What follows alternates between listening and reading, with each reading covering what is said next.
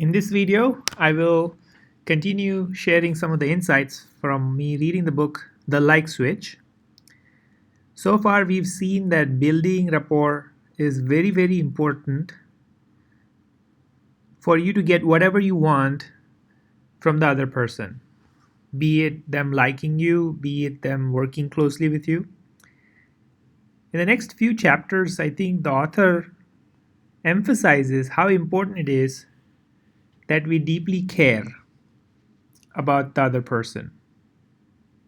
So, in this 5-minute video, we will cover some of the insights that I took out of building effective, nurturing, and sustaining long term relationships and building that rapport by genuinely caring. So, there are a few things that I took out of what does caring entail. The number one thing is compassion. And in this, you genuinely and honestly are concerned about the other person.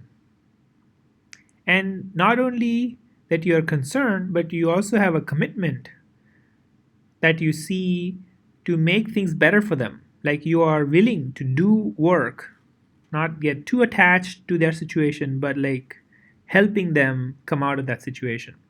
So, genuinely caring comes with great compassion. Actually observing how people around you are feeling, what they're going through in their life, at home, at work. So when you're working with your colleagues, truly understanding what's happening with your colleagues at work and at home is very important. If you know that they have a lot going on in their work, then genuinely keeping that in mind shows that you care, shows that you're compassionate, and that you are willing to take up some of their work, right? By sharing some of their workload, that's also caring. You not only feel that they have a lot going on, but you also are involved by your time, your physical effort, by the money that you have, the resources that you have. You share that to make it easier and better for the other person. A few other aspects of caring would be actually recognizing the other person in public when they do great work. It's a reinforcement mechanism that everyone likes. So, public recognition, celebrating their personal milestones, be it their birthdays, anniversaries, or a big project success, is super critical. This is a reinforcement. The leadership is telling the employees that this is an important thing that they recognize and that they would want everyone to feel special because they are special. They are giving a lot of their time and energy to work. So celebrating milestones, be it project milestones or personal milestones, birthdays, anniversaries, and publicly recognizing them is a pretty important aspect of caring. And then gifting, rewarding people. At home, gifting what your significant other wants instead of actually guessing. Or at work, really understanding what your colleagues' financial aspirations are, personal aspirations are, and actually getting them to that is probably the best form of caring. So building long-term sustainable relationship or rapport with your employees or at home comes with the foundation of deep caring. There'll always be a time when things will not always be going your way or going the best possible way, and people will get frustrated and people get angry. So having this toolbox of understanding how to break the anger cycle when someone gets upset at what you do or you get upset is very important. So the first step in breaking an anger cycle in building a long-term relationship, there will always be a point where someone gets really angry because of what's going on. So the first step is to observe. Observe that the other person's not comfortable. Observe that something's making them uneasy. If you're not mindful and if you don't observe that they are getting really angry by their body language, by their tone, by how they speak, by their tempo, then you don't understand how to break the cycle. So first step is to get really good at observation. We covered observation and we'll cover some more in the second half of this video.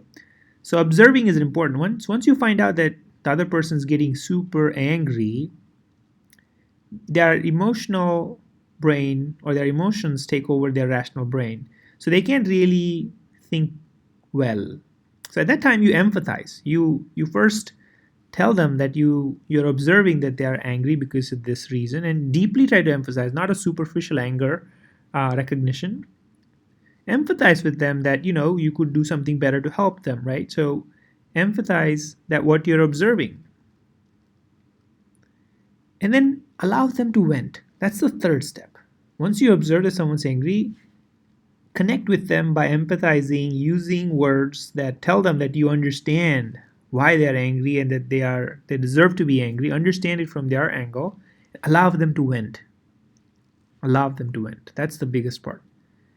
And once they have vented, their rational brain is slightly more capable of listening. So at that time, you come up with the steps that you'd like them to take, or steps that you would take to make their situations better. So focus on resolution. Once you've empathized with them and allowed them to vent, focus on how you resolve the situation. So breaking an anger cycle is very, very important. Not only do you need to know how to care for people deeply, but there'll be times where you would not have anticipated something. So you would have situations that people get angry, and it's okay. Greatly emotional employees, greatly committed employees, or human beings at home or at work will have a lot of emotion tied to everything that they do. So it's okay, and at some point those emotions need a place to vent out. So you need to know how to help break the anger cycle. So deep caring is the foundation, and breaking the anger cycle is the toolbox that you would also end up using. And these are some of the pointers that we discussed in one of the previous videos of the book, but like checking for rapport is also an important thing. Like build the rapport by deeply caring and doing everything that we talked about, but like check for it. Check for some of these signals. Isopraxism, like do people mirror your how you do what how you are, or how you do what you do, or your mannerisms or your customs or your beliefs or your dress or whatever, right? Like just check if they sit the way you sit or whatever. Is there any way to check if they are mirroring you? Inward leaning when you're talking to them, whispering, expressive use of gestures, like freely using gestures means there's a good rapport built. Nodding, touching is also a sense. Um, Touching is also a signal at the right place that a rapport is built. People generally don't touch each other unless there's a rapport, handshake, etc.